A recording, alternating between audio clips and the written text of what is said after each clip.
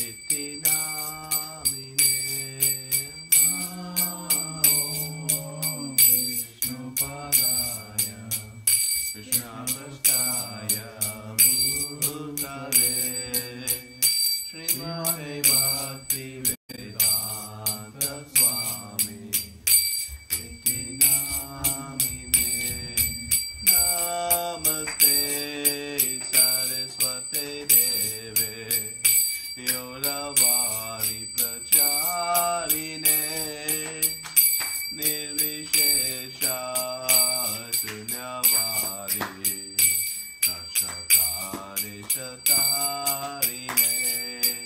Namaste Saraswate Deve Yoravani Pracharine Nirvishesha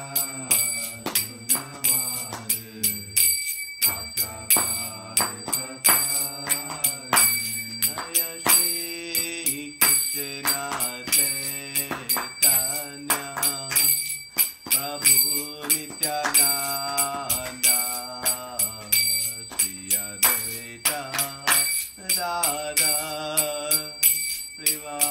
Srivasadi Gaur Bhakta-vrinda. Jaya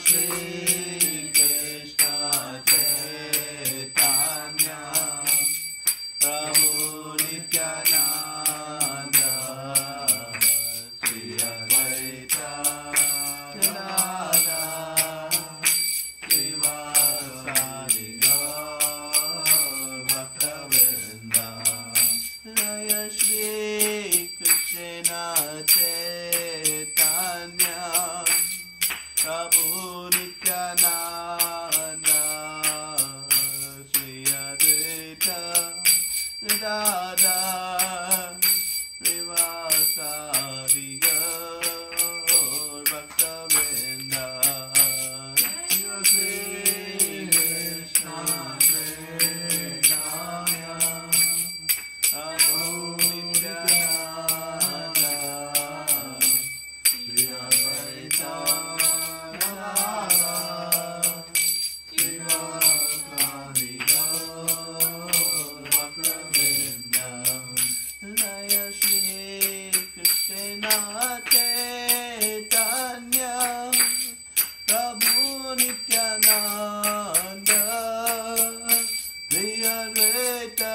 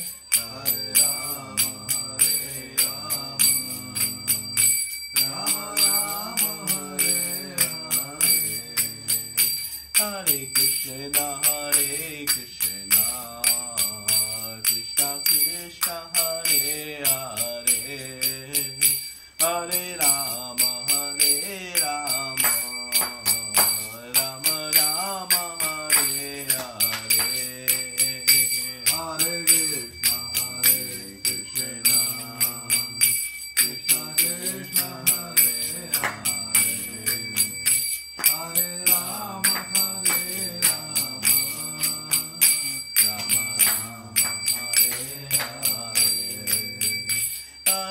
Krishna Hare Krishna Krishna Krishna Hare Hare Hare Rama Hare Rama Rama Rama Hare Hare Hare Krishna Krishna Krishna Hare Hare Hare Rama Rama Rama Hare Hare Hare Krishna Krishna Krishna Hare Hare Hare Rama Rama Hare Hare Hare Krishna Krishna Hare Hare Hare Rama Rama Hare Hare Hare Krishna Krishna Krishna Hare Hare Hare Rama Rama Hare Hare Hare Krishna Krishna Krishna Hare Hare Hare Rama Rama Hare Hare Hare Krishna Krishna Krishna Hare Hare Hare Rama Rama Hare Hare Hare Krishna Krishna Krishna Hare Hare Hare Rama Rama Hare Hare Hare Krishna Krishna Krishna Hare Hare Hare Rama Rama Hare Hare Hare Krishna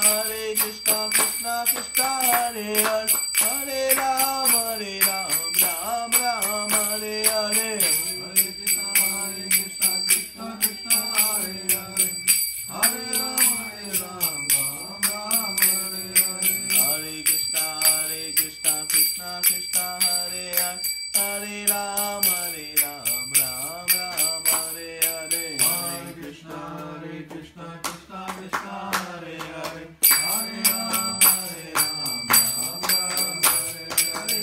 Krishna Krishna Krishna Hare Hare Hare Rama Rama Rama Hare Hare Hare Krishna Krishna Krishna Hare Hare Hare Rama Rama Hare Hare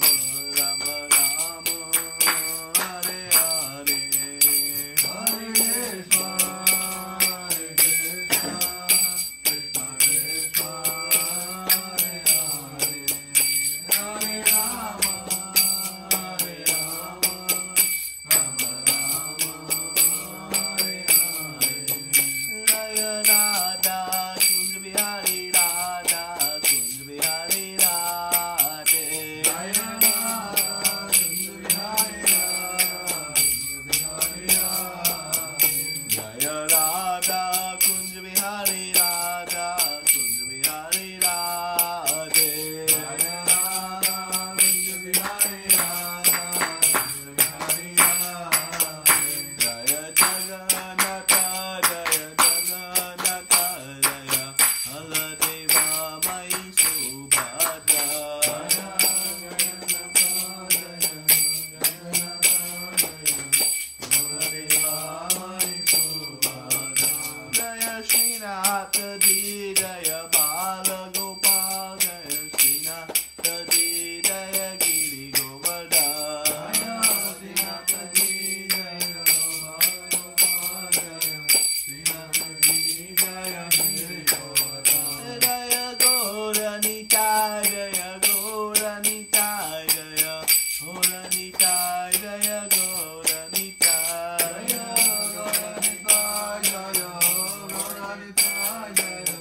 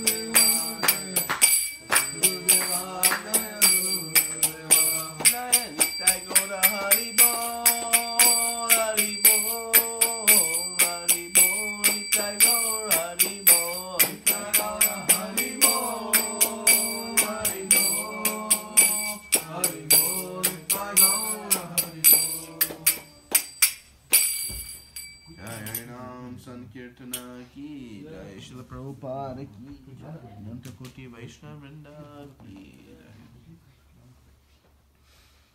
Om Namo Bhagavate Vasudevaya Om Namo Bhagavate Vasudevaya. Om Namo Bhagavate Vasudevaya Om Namo Bhagavate Vasudevaya. Om Namo Bhagavate Vasudevaya Om Namo Bhagavate Vasudevaya. Om Jnanatimiyandasya Jnananjana Shalakaya Chakshurumilitam Yena Tasmai Shri Gurave Namah Shri Chaitanya Manobhishtam Sthapitam Yena Bhutale Swayam Rupa Kadamayam Dalati Swapadantikam Vandeyam Shri Guru Shri Yuta Padakamalam Shri Gurun Vaishnavamsha Shri Rupam Sagajatam Sagana Raghunatam Itam Tam Sajivam Advaitam Savadutam Varijana Saitam Krishna Chaitanya Devam Shri Radha Krishna Padan Sagana Lalita Shri Vishakhanvitanscha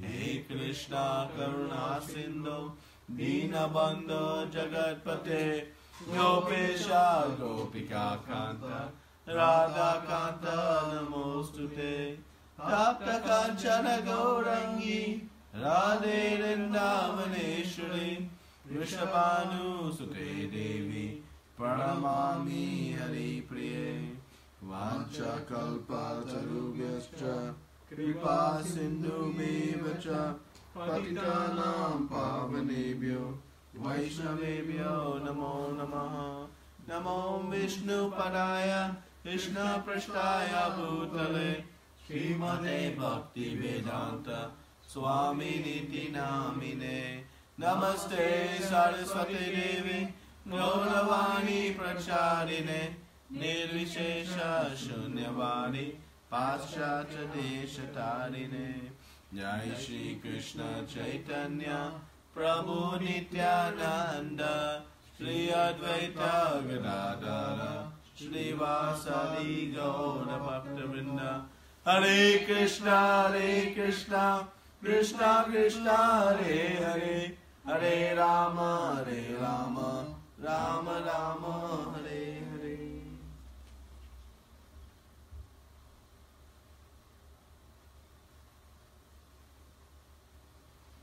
Hare Krishna. Today we are discussing now the third chapter. A very important day to me. It is my mother's birthday. I wish her a very happy birthday. And she asked me to pray that this is her last birth. So we pray accordingly. It's been very, very important in my life in instructing me and praying for me. Mother's prayers are like none other. So, wish her a very eternal service to Srila Prabhupada.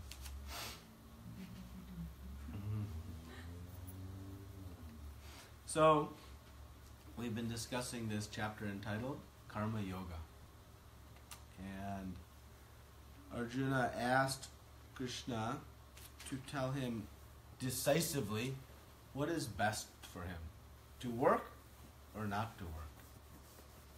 To do our duty or to not do our duty in some ways. So Krishna spoke, and he said, well, there are two ways to approach self-realization. Through the analytical study and through doing your actions in a detached manner.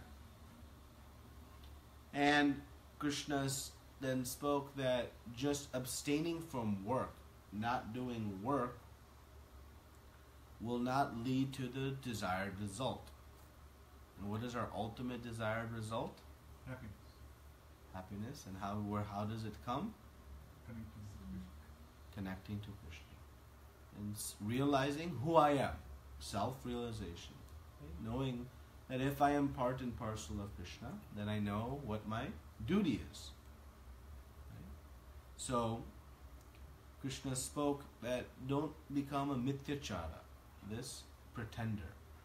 Someone who renounces everything and makes a false show of renunciation is not very successful in their endeavor. Because just renouncing activities before one is purified will not make advancement. Because what happens? One becomes very agitated. Because they have renounced activities that they haven't renounced a taste for yet. So because those tastes linger, it creates a very disturbed situation in their consciousness. And one ultimately goes back to what they gave up. So then Krishna said in the 7th verse, on the other hand, if a sincere person tries to control the active senses by the mind and begins karma yoga in Krishna consciousness without attachment, he is by far superior. So Krishna is recommending that we do action, that we do work, right? But what kind of work, or how should we do our work? Detached. He says by detachment, right? So why is Krishna recommending this process of active work, detached from the fruits, versus the inactive approach? We don't get into action and reaction. Yeah, we don't get into action and reaction. We don't get into birth, death, old age. Birth, death, old age, and disease. Yeah. He says in the next verse, perform your prescribed duty, for doing so is better than not working. One cannot even maintain one's physical body without work. Can we really be inactive? Is it possible? Because the nature of the soul is to be active, one needs some activity. So the question is, what is the productive activity for us? What is the best activity that one can perform? Right? So Krishna has been speaking that you do your prescribed duty, but you do it detached from the fruits. And what is the result of detachment from the fruits? Eternal happiness. Ultimately, eternal happiness. Purification. And purification of what? Of our material desires. Those things that we are trying to detach from. So by working in a detached manner, we purify from our material desires. And one gains knowledge. As one performs detached action, one gains knowledge. What did they gain knowledge of? About absolute truth. Of the absolute truth, of the self. Knowledge of who I am. So in the beginning, one performs their prescribed duties. Right? And where do prescribed duties come from? How do we know what our prescribed duties are? Scriptures. From the scriptures. And how do I acquire my specific prescribed duty? From the Guru. Guru. That is once I have advanced. But prior to that, these prescribed duties Krishna is speaking of, based on our nature. Based on our nature that we have acquired by interacting with the modes of material nature, we have a certain duty to perform. And we do that duty, and ultimately will purify to come to the point of bhakti. And when we come to the platform of bhakti, these prescribed duties are no longer there. They are there, but they are superseded by the duties enjoined by the spiritual master. Our spiritual duties come forth. Right? So the benefit of doing detached work, one gets to engage the senses versus trying to stop them, which goes in nature with the soul. One gains purification of the desires that one has, and one gains knowledge.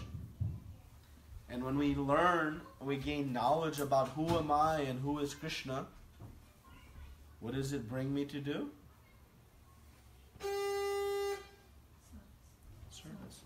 It brings me to my ultimate duty. What is my ultimate duty? What is my sanatana dharma? Whatever pleases Krishna, that is what I'll do. Right now, we are in the modes of whatever pleases my body, I'll do. Whatever pleases me, I'll do. So Krishna says how to break that? Detached action. So by detached action, one will learn. So what is detached action? Detached from the results. Not detached from action. We do our activities. But who owns the result? And so how do we detach from the fruits? What do we do?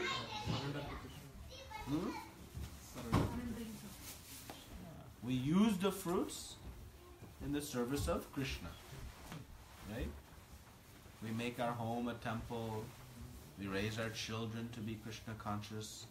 We support the activities of the temple. We distribute Srila Prabhupada's books. We use the fruits of the action in so many services. So Krishna says, don't stop work, stop attachment. Because attachment will bind us, give us more birth, death, old age, and disease. Okay? So that is a summary, since we have not spoken on this chapter in some time.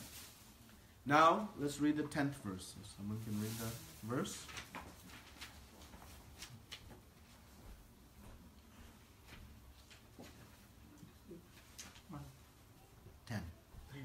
In the beginning of creation, the Lord of all creatures reigned for generation of men and demigods, along with the sacrifice for Viṣṇu, and blessed them by saying, "Be thou happy by this yajña sacrifice, because its performance will bestow upon you everything desirable for living happily and achieving liberation."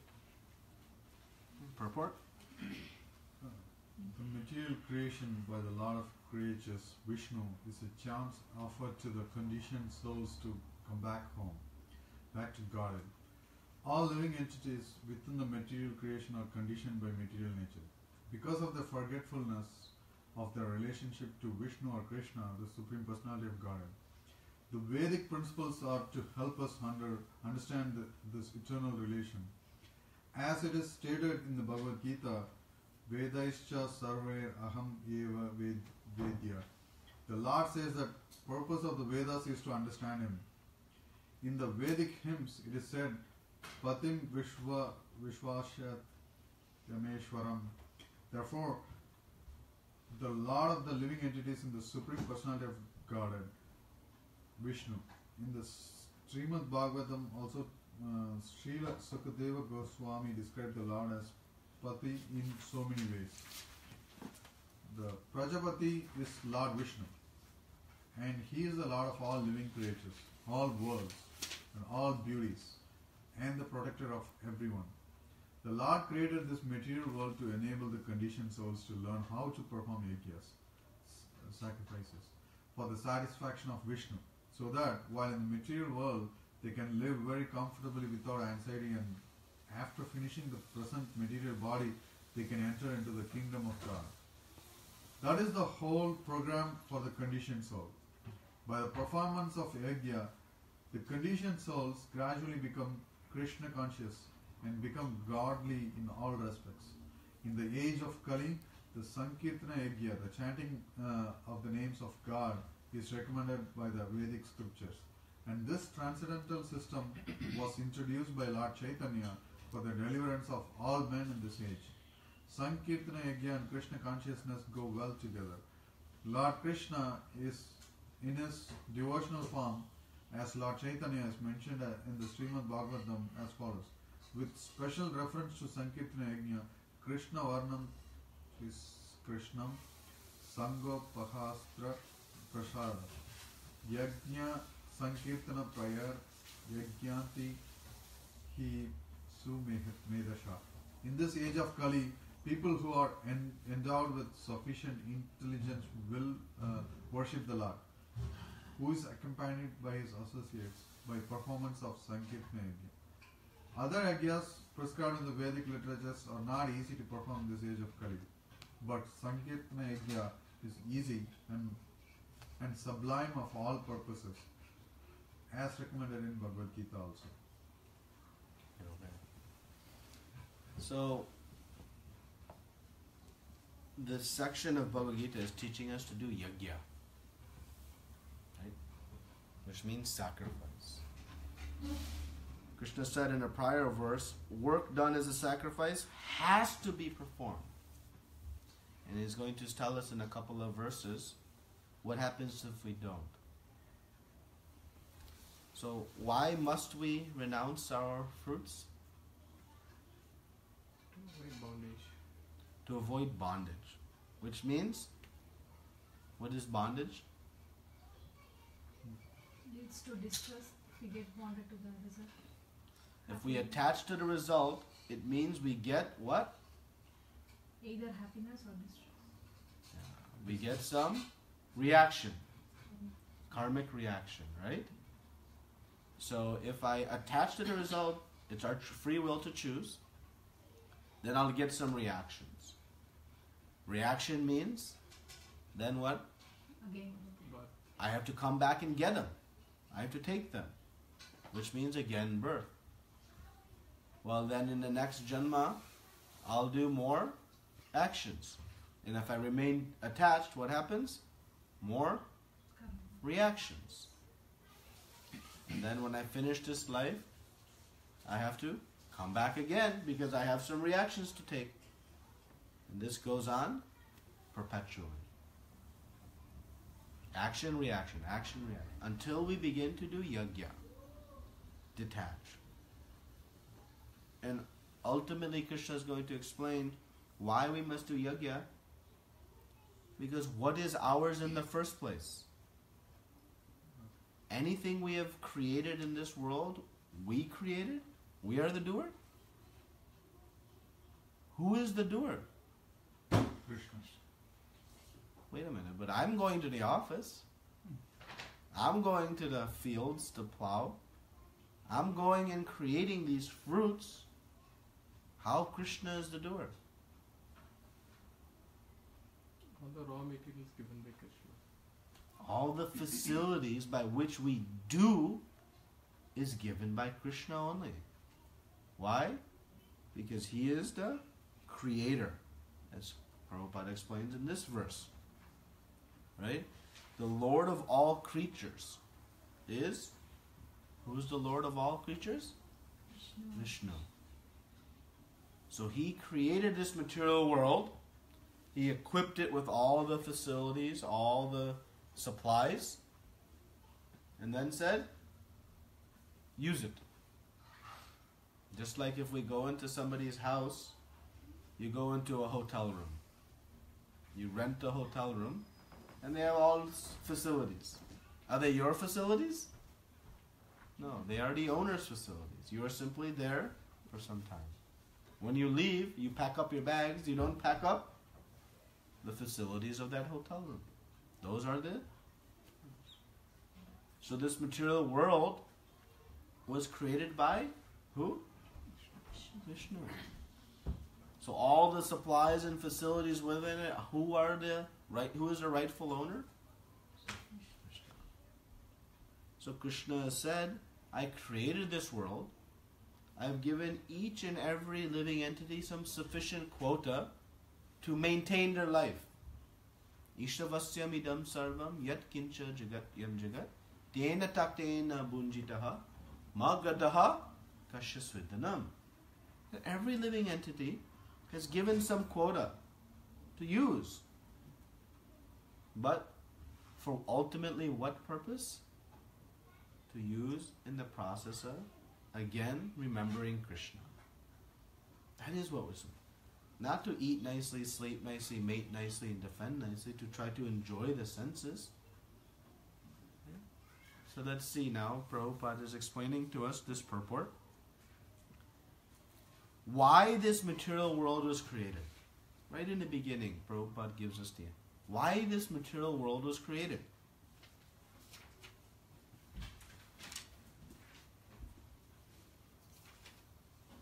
Why did he create this place? Because we choose. Because We choose to be.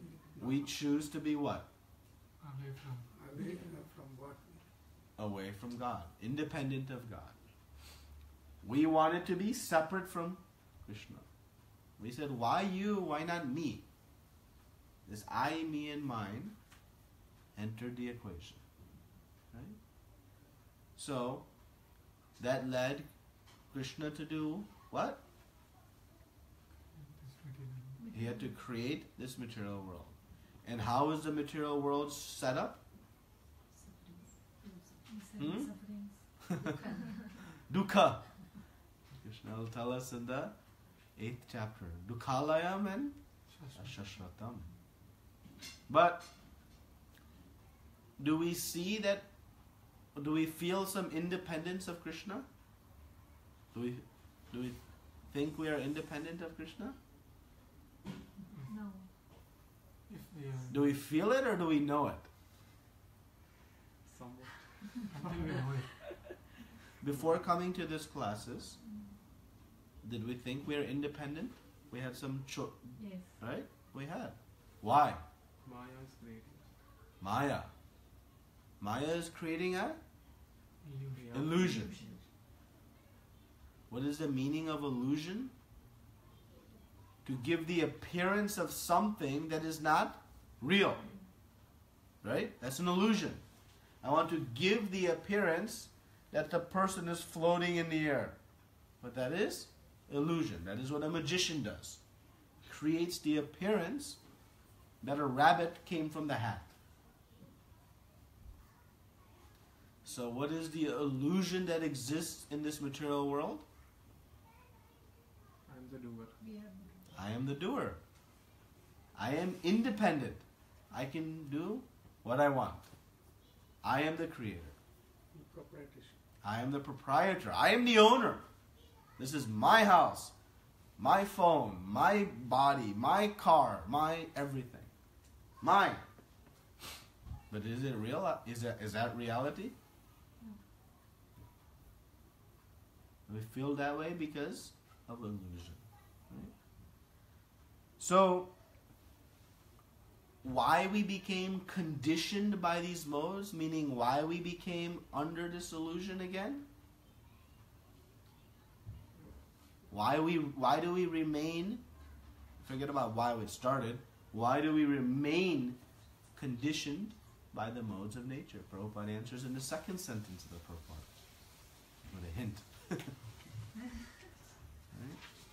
What happened?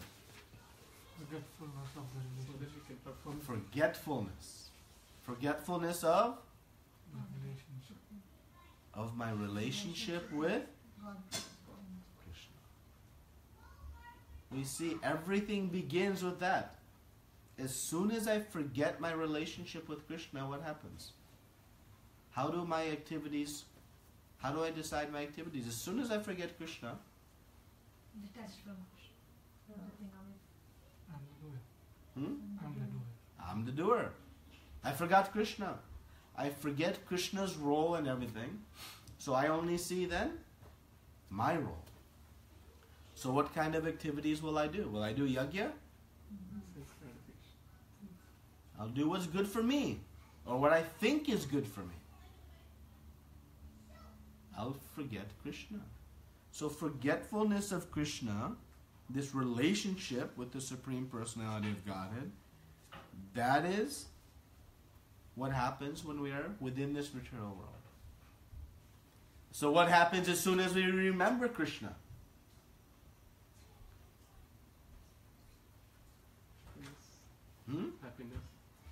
happiness, bliss. When we remember Krishna, what happens to the illusion? Slowly gets moved out. It gets Not removed. immediately. Not immediately. Yes. It begins to lift, clear. The fog clears. Right? When the fog clears, all of a sudden does the beautiful mountainside appear when the fog clears? Or the road, does it all of a sudden appear when the fog clears? No. It was there. But now I can see it as it is. Is my relationship with Krishna something I'm creating? It's there. Just like the road and the mountainside is all there when the fog is present. When the illusion is present, still the relationship with Krishna is there. But I have forgotten it. I don't see it. I don't see it. So I must think now, when you're driving on a foggy road, what do we wish? The fog will clear. Why? It's a dangerous road to be driving with the fog on the road. I want to see things as they are. Well, under illusion, it's a dangerous journey of life.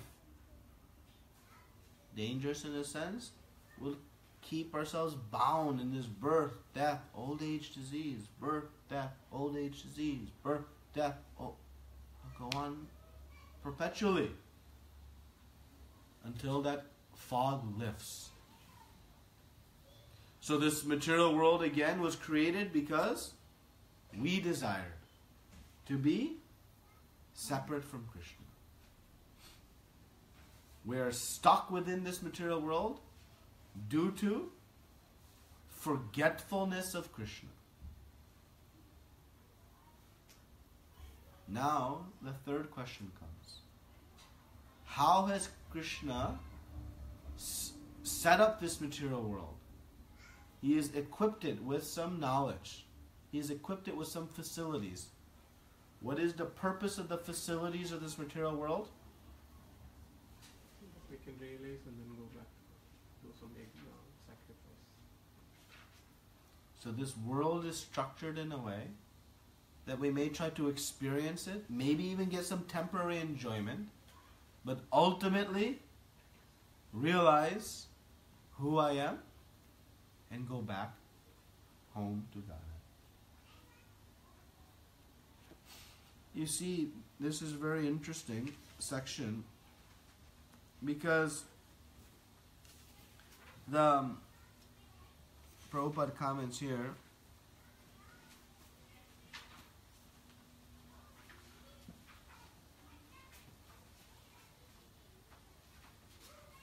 I'll read just the sentence here at the top of 148. Hear how Krishna has created this world. The Lord created this material world to enable the conditioned souls to learn how to perform yajña, sacrifices, for the satisfaction of Viṣṇu. So that while in this material world they can live very comfortably, without anxiety, and after finishing the present material body, they can enter into the kingdom of God. That is the whole program for the conditioned soul. So Krishna created this world in a way for us to learn how to perform yajña. And what happens when we perform some of these yajñas that Krishna is prescribing specifically in this verse? Not Sankirtana yajña yet. Prabhupada is going to bring us to Sankirtana yajña. But in the verse, be thou happy by this sacrifice, because performance will bestow you upon everything desirable for a living entity. So these sacrifices are actually going to give us some comforts. some comforts. Right?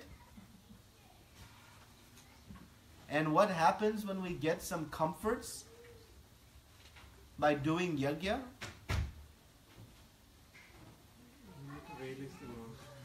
We realize the Lord. Right?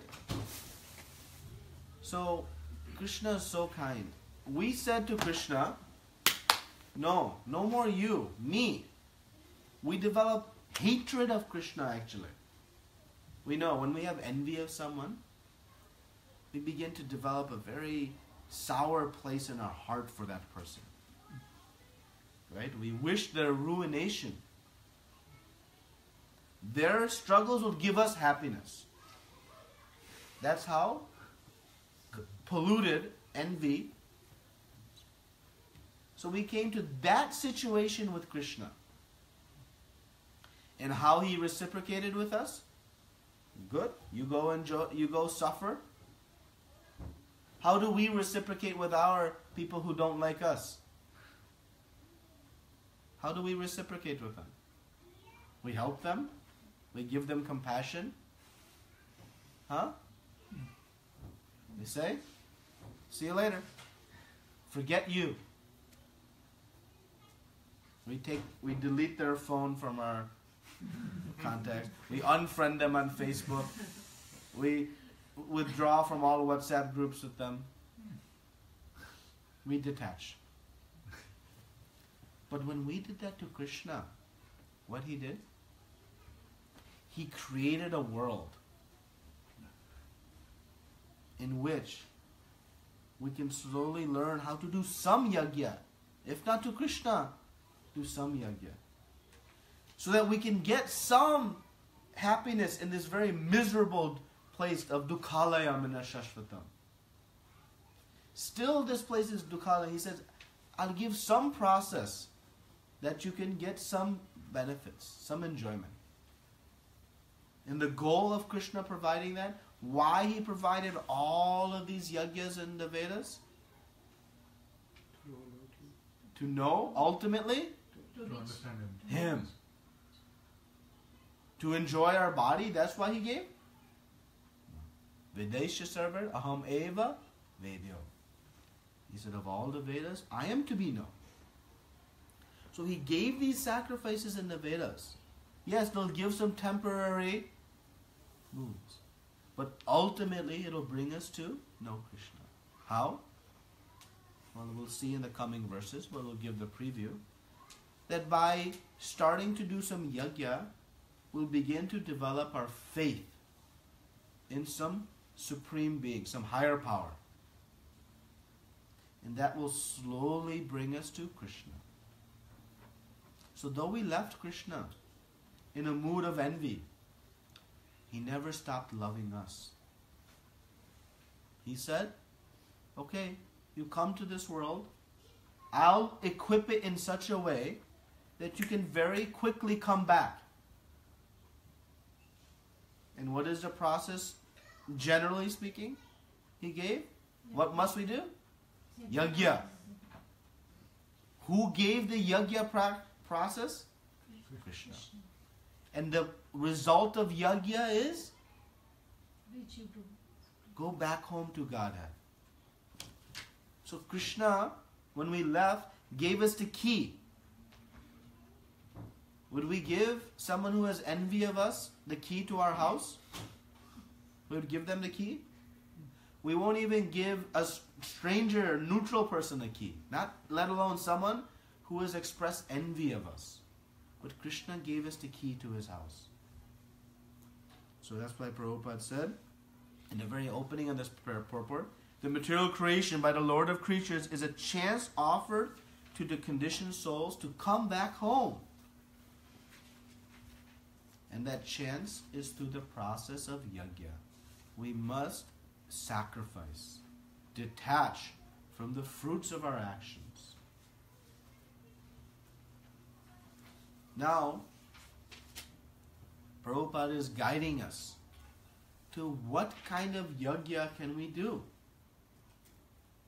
What kind of yajña can we do? Sankirtan Okay, so 1 vote for Sankirtana Yajña. I heard 1, 2 votes. In 3. Any other yajña we can do? Practically speaking, is there any other kind of yajña one can do? Not in this age of Kali. Yajna to detachment. Yajña to detachment. So then what process of yajña? In the Vedas, so many yajñas are prescribed. You can do so many different types of sacrifices. Right? We see hundreds of thousands of different types of yajñas. Which are available to us today in this age of Kali? Sankirtan. Sankirtana Yajña. It is the only yajña. How do we know? Through Lord Chaitanya. Krishna has said in the Krishna has said. And Chaitanya Mahaprabhu has broadcasted the message. Because in the Brihadaranyaka Purana it says, Harinama, Harinama, Harinama eva kevalam. Kalo nasht eva, nashta eva, gatir nyatha. Harinama, Harinama, Harinama. Through the chanting of the holy names, the chanting of the holy names, chanting all the holy names. Kali. Age of Kali. There is no other way. Nashta eva, nashta eva, nashta eva. There is no other way, there is no other way, there is no other way. This is the prescribed process. It is not the opinion of any person or the opinion of one group of individuals. It is the opinion of the Creator. And it is not an opinion. Opinion means it's subject to, it is the fact established by the Creator, the Lord of all creatures. Our Lord has said, in this age of Kali, which sacrifice you should do? Chanting. That's it. In this age, it is the most powerful yajña. And what is the result of performing yajña? Back to God. Realizing I am part and parcel of Krishna. I am his eternal servant. What is my duty as eternal servant of Krishna? To serve. Excuse me, I said, what is my duty as part and parcel? Is to serve. I have temporarily forgotten that duty. I didn't want to serve, I wanted to be master. Why you? Why not me? So how to undo that? How to remember again? How to clear the fog so we can see the road very clearly? Chanting. By chanting the holy names of the Lord, we'll clear the fog in the mind and the heart. Because sometimes we think, oh, maybe I should do this. What do this activity, that activity? We don't see things so clearly. But the facts are the facts. So Krishna is so compassionate, so kind. He not only created the world in a way that we can each obtain the key to go back home. He created the world not only in a way with the key, but in a way in which we can get some enjoyment. Not a, okay, you left, now you suffer. Then you, no. He said, even while you're here in the material world, you can get some enjoyment. So merciful. Gave us the key, a process by which we can enjoy. But even most merciful, he made the process so simple. Chanting, Hare Krishna, Krishna Krishna, Hare Hare, Hare Rama, Rama Rama, Hare Hare. Who is not able, qualified to be able to chant? He's given us the easiest, not easy, maybe simplest of process. One, that when we begin to perform the chanting in all the aspects of devotional service, one experiences happiness and bliss. on our ride back home. So this is the compassion of Krishna. We must do yajña. No choice. Yajña is required. Ultimately, we'll see in the coming verses, because we are not the provider of anything. If we don't do yajña, we are a thief, Krishna says. So man's laws may not consider us a thief if we attach to the fruits of our actions.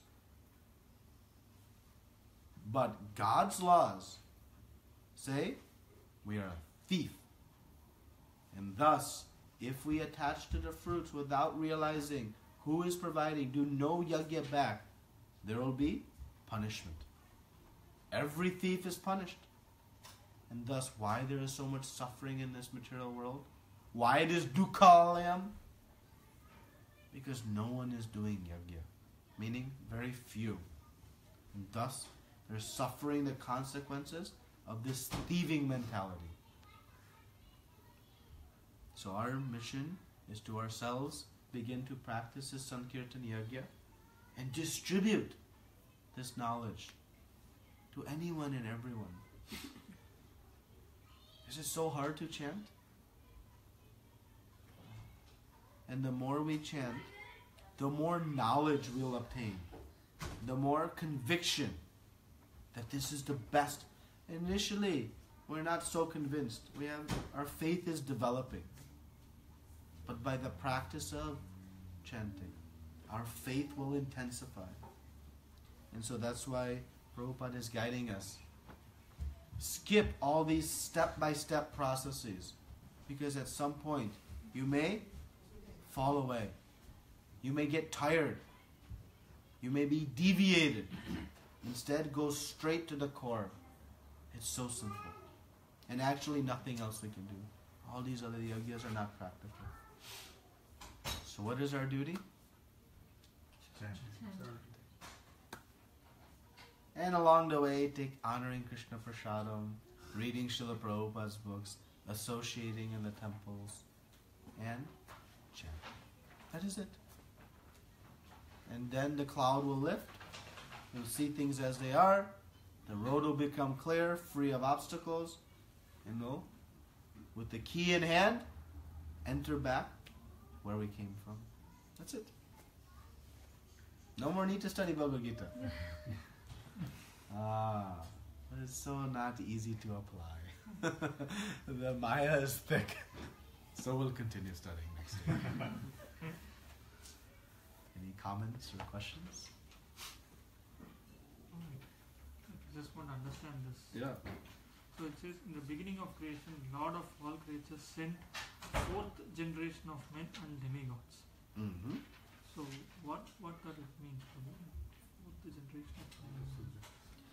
Yeah, so in the beginning of creation, the jivas expressed these desires. So he sent forth all the jiva tattvas to the material world. He also sent forth, and they have elevated to the point of very high, elevated jiva tattvas. Those are the different devatas, the demigods. So when one performs yajña to the demigods, this section is now we're getting a little bit more technical, is this karma kanda section of this chapter, where Krishna is saying that if you do some sacrifice to the demigods, you'll obtain some material boon, some happiness. So Krishna sent the different demigods and the yajñas to satisfy them, to give us this material happiness.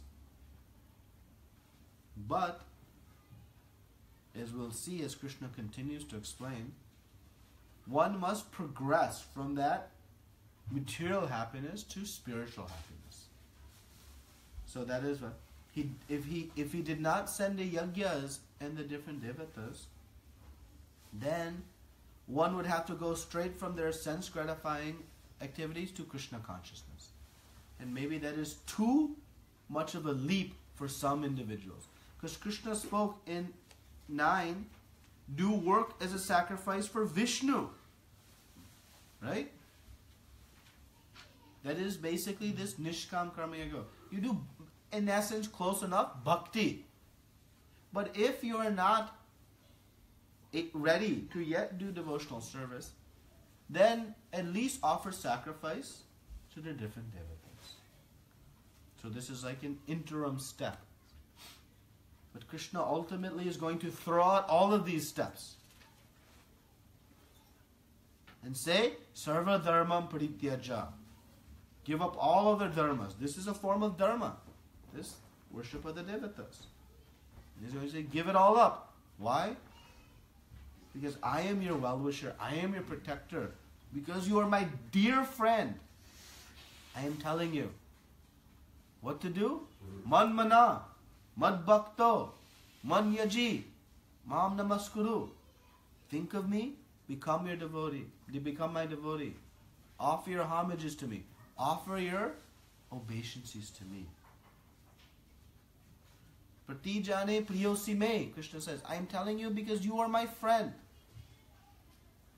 This is what will deliver you. So Krishna is giving all of the different options, and then he's going to say, do this. Why? Because it's best for you. So Srila Prabhupada is guiding us in the purport about that. But the verse itself is speaking about this karma kanda, how to enjoy some bodily pleasures, comforts, while in the process of going back home to Godhead. But the challenge of pursuing these paths of bodily comforts, one must say, why not? Why don't we do those also? Because there is high potential risk that in the enjoying of the bodily comforts will forget Krishna. So Krishna says, while serving me, you'll enjoy all your senses, all the comforts you are searching for, but you'll enjoy not in a limited and temporary way. You'll enjoy in an eternal and unlimited way. Is going to the temple and singing and dancing with the Lord and honoring Krishna Prasadam, is that such an arduous process? It is a party. It is a party for the soul. So Krishna is not going to leave our comforts behind. And as we explained in Gauranga Mahaprabhu's appearance, how much bliss how much enjoyment, how much bliss his devotees enjoy, so much he could not even understand it himself. So high that he came in the mood of a devotee to experience it. He said, what is so sweet about my toe? Why everybody is worshipping my Lord? There must be some nectar here. Let me also taste it. It's okay? One more problem. Yeah. The forgetfulness of the relationship. So, what relationship? So what is our relationship with Krishna? Is there a relationship with Krishna? Yes? Is it temporary or eternal? Eternal means? Forever. Never was there a time that it did not exist, nor will it ever not exist. The relationship with Krishna is eternal.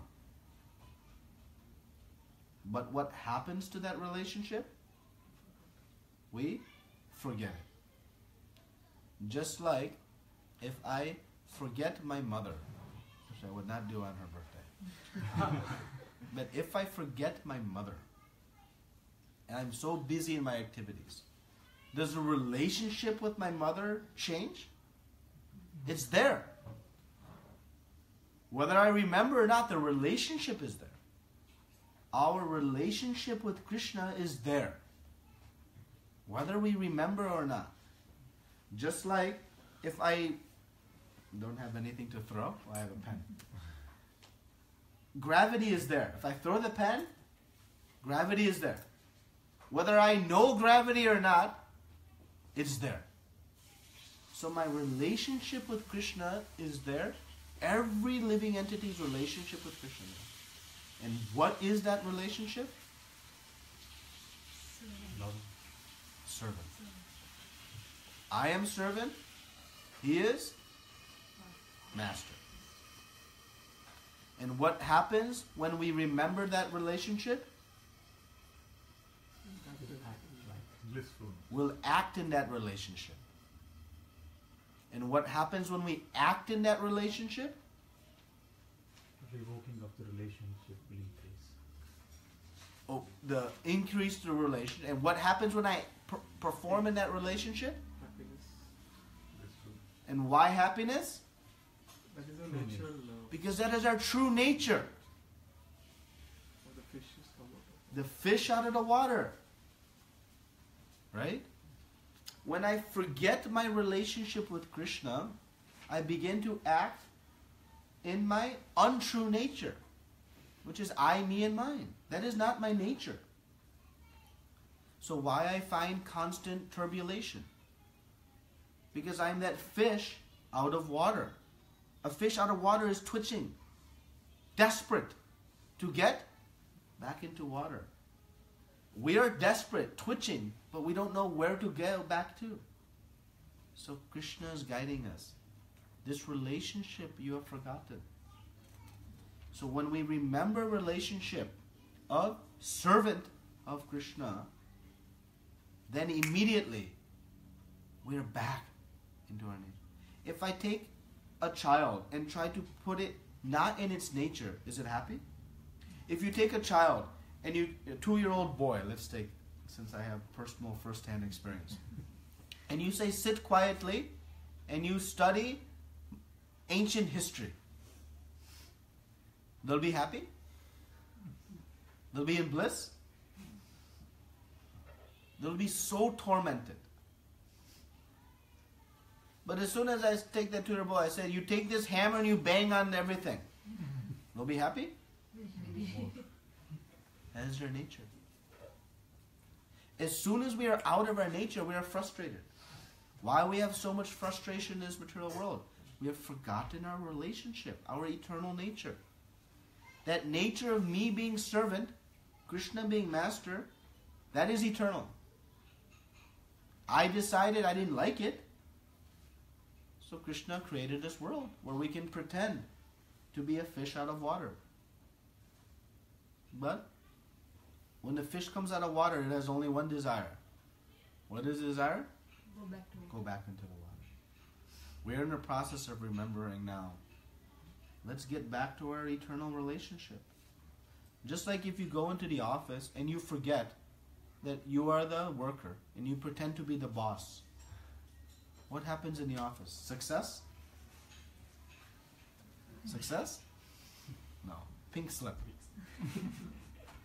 Or kick. Out. Krishna doesn't kick us out though. He doesn't give us pink slip. He begs. I'm ready to give you promotion. Just remember your relationship. And why our relationship is servant? Krishna is master. We are part and parcel of Krishna. The role of any part is to serve the whole. The role of my hand is to serve the body, which it will do in a few minutes. But if the hand tries to be master, it doesn't work. So this relationship of us being servant, because we are part and parcel, that is the only relationship we can have. That is giving us peace and happiness. But we have forgotten this relationship. So how to remember this relationship again? Hare Krishna, Krishna Krishna, Hare Hare. Hare Rama, Rama Rama, Hare Hare. It is through remembering this relationship alone that one will again find peace and happiness. We had it once, we've lost it, and we are simply in the process of getting it back. This is not the process of developing or acquiring a new relationship with Krishna. That relationship is eternal.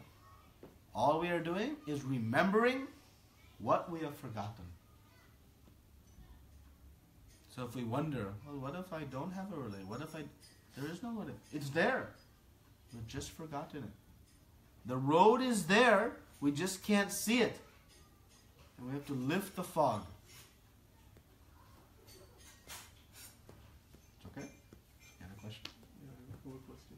4 questions. The One at a time. My memory, I'm stupid. You have to I'm give one. stupid, bro. That's what I'm asking. So I didn't get. Okay.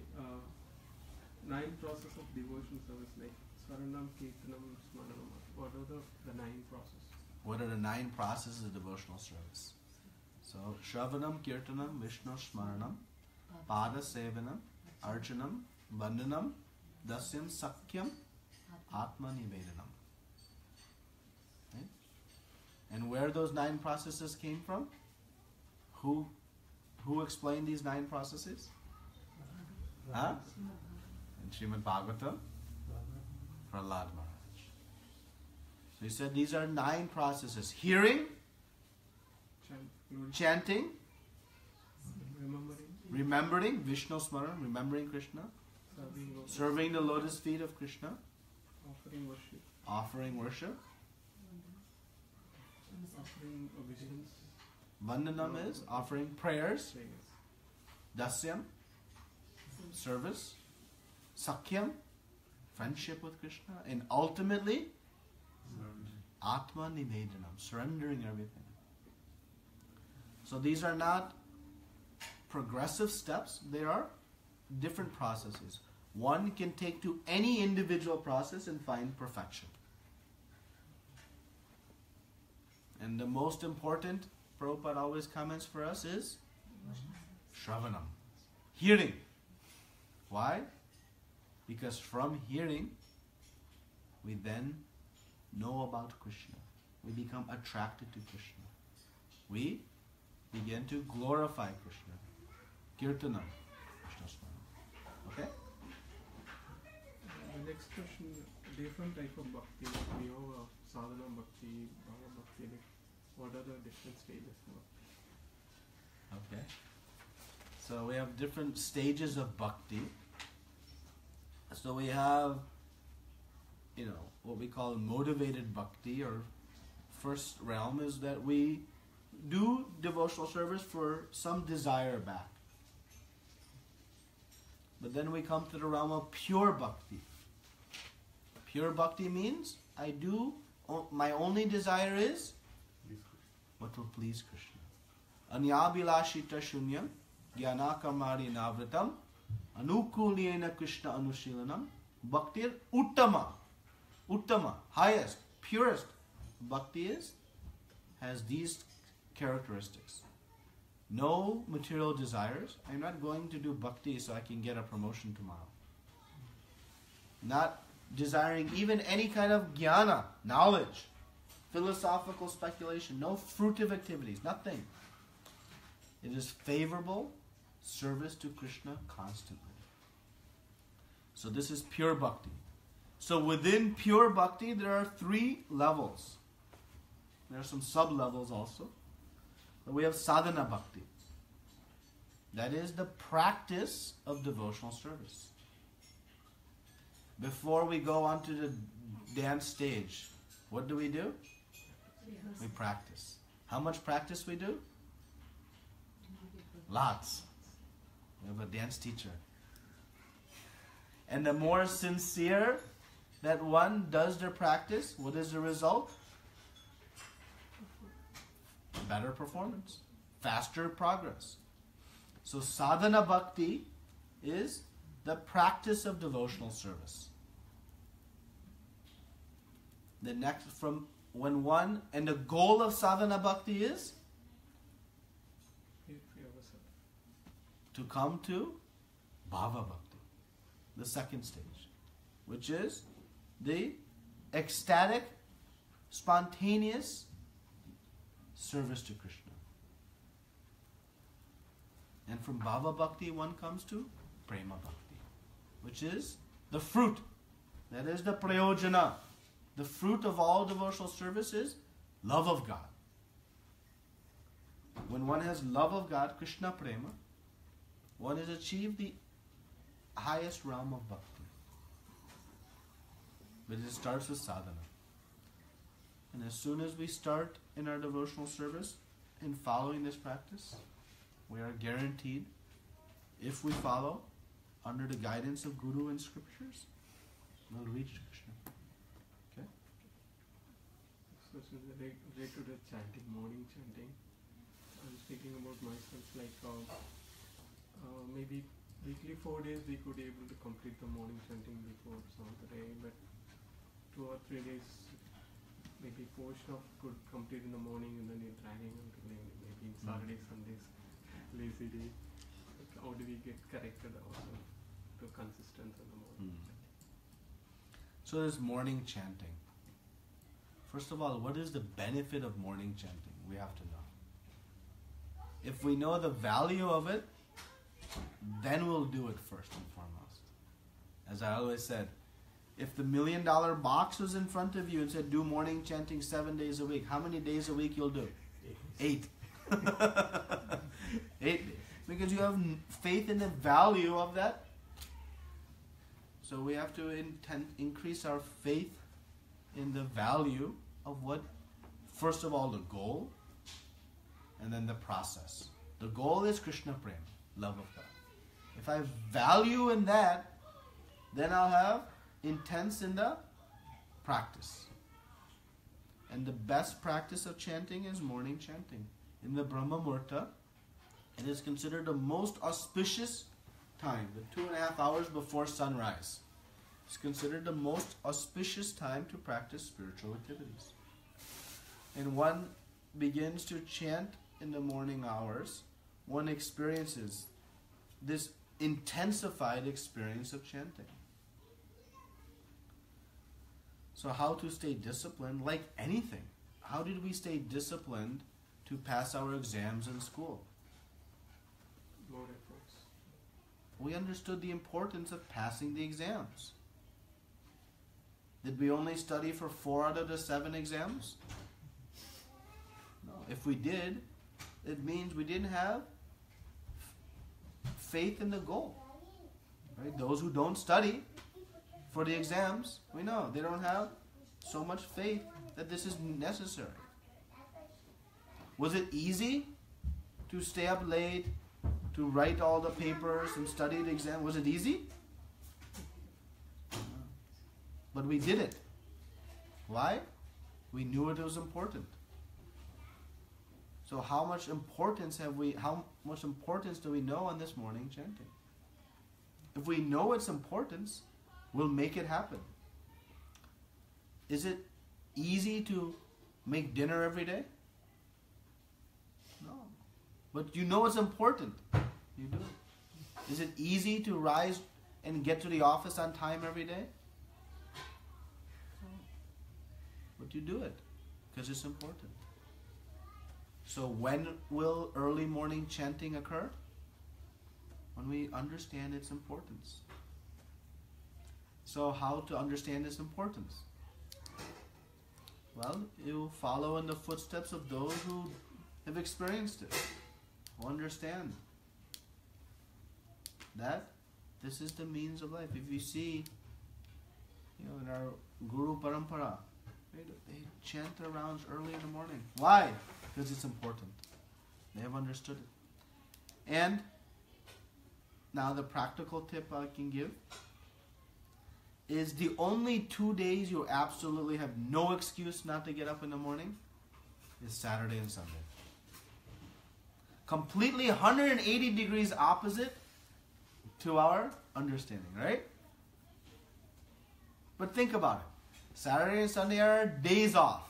Days off from what? Our chanting? From work. So at least those 2 days we can do. But like the material world, everything seems, no, I should just do things to satisfy the body. We know that is opposite. Our conditioning is Saturday, Sunday is time to sleep in, relax, recover from the week prior, prepare for the week ahead. But we know you can rise early in the morning, you can chant. And immediately after chanting, you go back to sleep. You sleep till noon if you want. I don't recommend it, but if that's what you need, no problem. But you make that commitment. If you make that commitment to Krishna, see how he reciprocates back. Don't tell him that he might not come for vacation. No, he has to come for Bhakti Riksha also. He can sleep after lunch, before temple. 1 hour, half hour.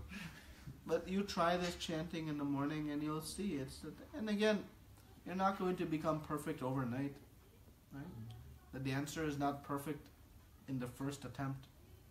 But what do we do when they make mistakes? You tell them not to come back? We say, Practice. keep doing more. You'll do it. We encourage them. You can do it.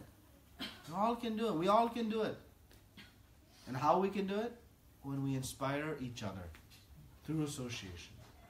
And we can do it. It'll happen. And then it doesn't happen, don't become unmotivated. No, become enthusiastic to try again tomorrow. Doesn't happen tomorrow, you get enthusiastic to try the next day. Keep trying. And ultimately, Krishna will facilitate. If that's our desire. Remember, Krishna facilitates our pure desire. If our desire is to sleep, we facilitate. Yes. So we do chanting like morning if we want to prepare boha, or we getting ready to office for preparing the boha. So can we take a break? Like I've done it from 10 rounds, so we can take a 5 minutes break to some. Yeah, you have to be practical. Again, Krishna is looking not for the mechanics. He is looking for what's here. This is what matters. Not anything else. You know, one can rise very early in the morning, 4 a.m., and chant their rounds. But if they're having pride and see, I am up, everybody else is sleeping, all the lights are off in everyone else's house, get up, I am chanting. And I am chanting, Hare Krishna, Hare Krishna, Hare Rama. Some benefit. But what's in the heart? Pride. Comparison. Sometimes I feel pride by waking up early than my wife.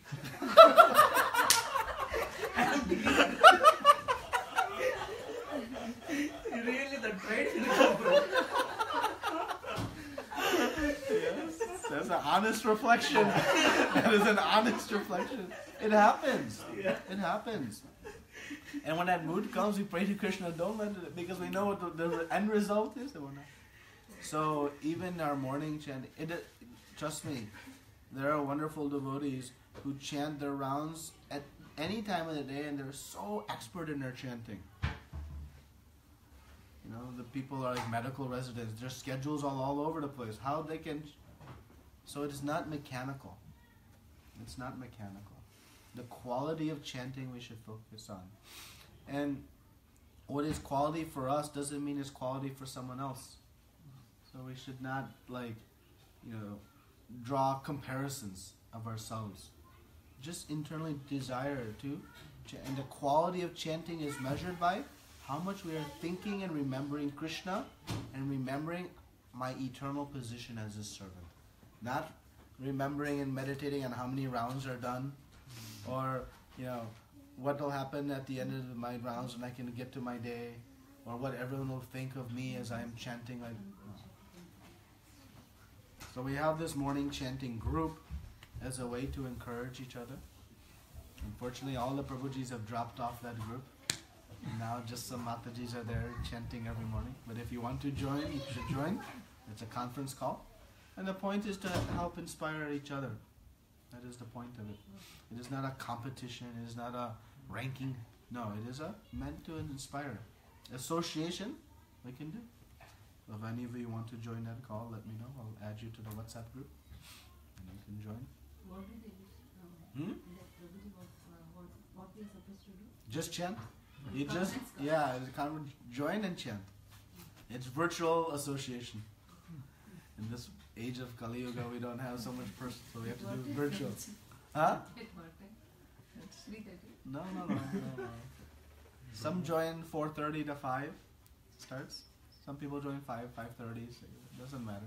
Whenever you join. And that joining kind of helps us regulate. Sometimes those little things, oh no, I better join the call today. That little motivation will get us out of bed. Don't hit the snooze. So it's meant to be like that. not anything else. You all want to join tomorrow? 1, 2, 3, 4? 4. At least tomorrow. Okay. Tomorrow's Ekadasi. Tomorrow's Ekadasi, yes, thank you, that's a good point. So tomorrow's an auspicious day to start. Okay. Yeah, that was the fourth question? On that sequence of question, I also wanted, because like Prabhuji was asking me about the Tulsi mala. I couldn't explain the. Can you be able to? And Leg beads. neck beads? Why we wear neck Why we beads? are wearing? Because Tulsi Maharani is most dear devotee of Krishna. She has taken the position as this most beloved plant. So we pray to Tulsi Maharani for the privilege of devotional service. Every morning we recite her prayers, we say, may I have the privilege of performing devotional service. So when we wear the neck beads for Tulsi Maharani, it is the ultimate protection for us. Actually, the Yamudutas cannot come to any personality who is wearing the Tulsi Mala neck beads. So it is very auspicious to wear, and everyone is encouraged to wear immediately. Even young children, as soon as it's not a hazard. That means that you are liberated. No, it doesn't mean you are liberated, but it means that at least the Yamudutas cannot come and take you to the hellish planets. Then everybody will be married. Even if it did, not everyone will wear it. It doesn't look good, doesn't match my fashion. But we should all wear What neck beads. exactly? I'm not getting the call. Yamadasa won't come means you are going to Swarga? Who are we? No. The agents of Yamaraj take you for all of the punishments for all the sins you have done. And then you have the Viṣṇu Dutas who come and take you to the spiritual world. So by wearing the Tulsi neck beads we are protected. But ultimately we are honoring again our body as a vehicle to perform Krishna's service. And Tulsi Maharani is adorning that with these neck beads as a way to when Narottam Das Thakur saw, I'm forgetting his name, passing on the street, Ram something, I'm forgetting his name, he immediately shaved him up, put tilak on and put neck beads on. And that's our Vaishnava way. When you take initiation, your spiritual master will give you new neck beads. New meaning we should wear existing ones also. So everyone is encouraged to wear neck beads. It's very nice. Somebody has asked, Krishna is Lord, why not Ram and Viṣṇu? Krishna is Lord, why not Ram and Viṣṇu? Who said Ram and Viṣṇu are not Lord? Lord Ram, Lord Viṣṇu, they are all Krishna. Expansions of avatars of Krishna. So they are called plenary expansions. What plenary means? They're fully complete, fully potent.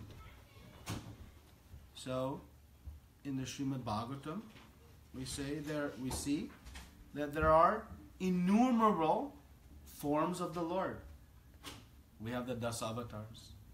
But Dasavatars are only just, a sampling of unlimited, millions and millions of different expansions.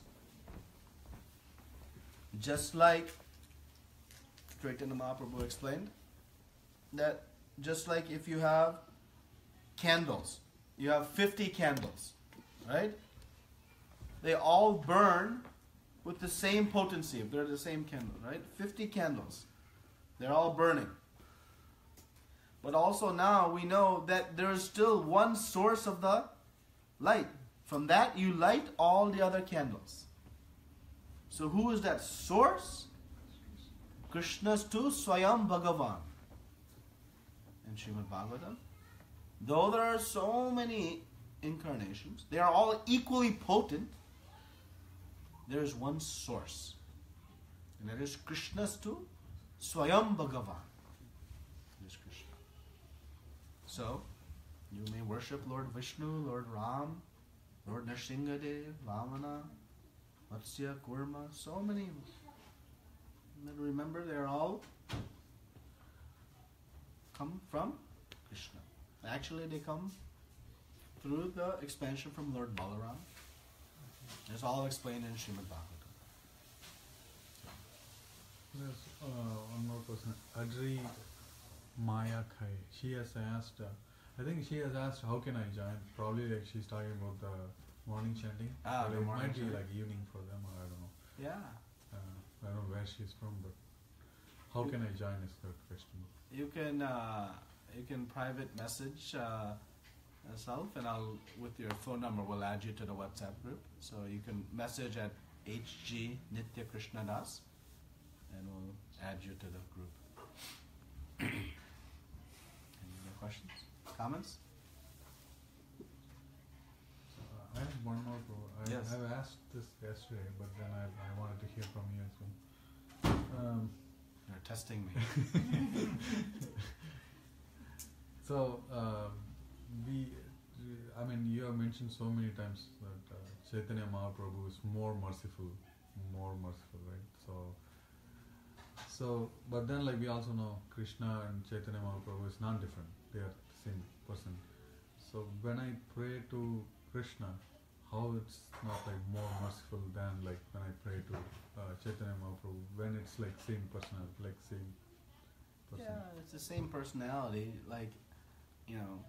Mother is sometimes more merciful on, special days, on child's birthday. Mother is more merciful than other. She's always merciful, but her mercy is enhanced in certain times. Right? So similarly, Krishna is the source of all mercy. Krishna and Chaitanya Mahaprabhu are non-different. But when we approach the mood of Chaitanya Mahaprabhu, because he is Mahavadānaya, we obtain that special mercy and compassion and forgiveness that Chaitanya Mahaprabhu exhibit. Of course, it's Krishna only. So if you're worshipping and approaching Krishna in his mood of Chaitanya Mahaprabhu, you'll have the same experience. So the reason we chant this Panchatattva mantra for mercy in our chanting is that it carries this special significance. And Krishnadas Kaviraj Goswami, he explains in Chaitanya Charitamrita, which I see you are missing, so you have to acquire now, that when you approach Chaitanya Mahaprabhu, things that are difficult become very easy. And the inverse is also true. In terms of spirituality, What is spiritual? Right. He did not qualify it as such. He did not qualify it. But we understand that why else you would approach Krishna? You couldn't approach him for money or in distress or you're curious or wise. So, because Chaitanya Mahaprabhu, Krishna himself was feeling that he did not do as much as he could have. Right?